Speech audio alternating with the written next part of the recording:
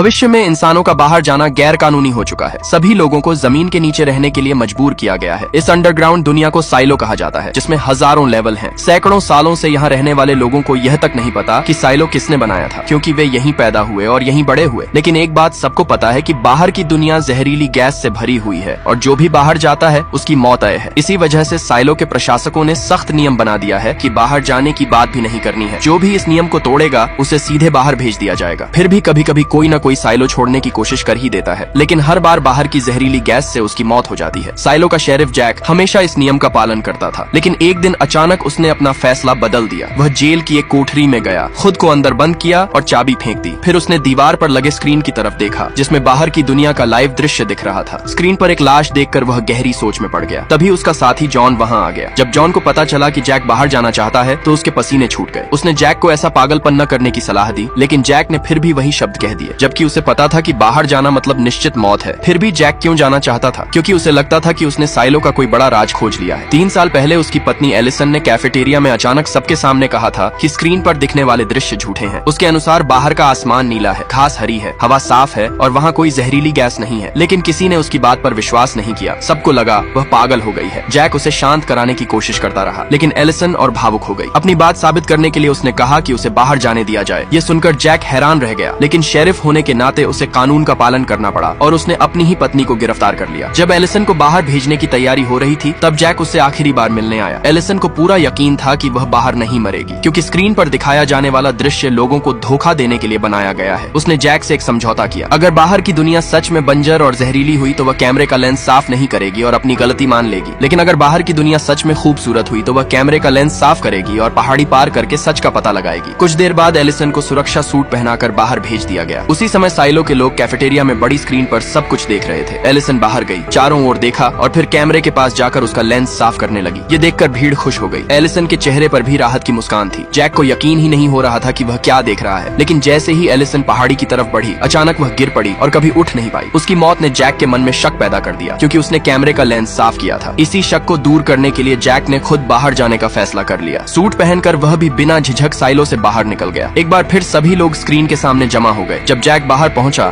तो वह जो देख रहा था उससे पूरी तरह हैरान रह गया। बाहर की दुनिया बिल्कुल वैसी ही थी जैसी उसकी पत्नी ने बताई थी। नीला आसमान, हरी घास और उड़ते हुए पक्षी।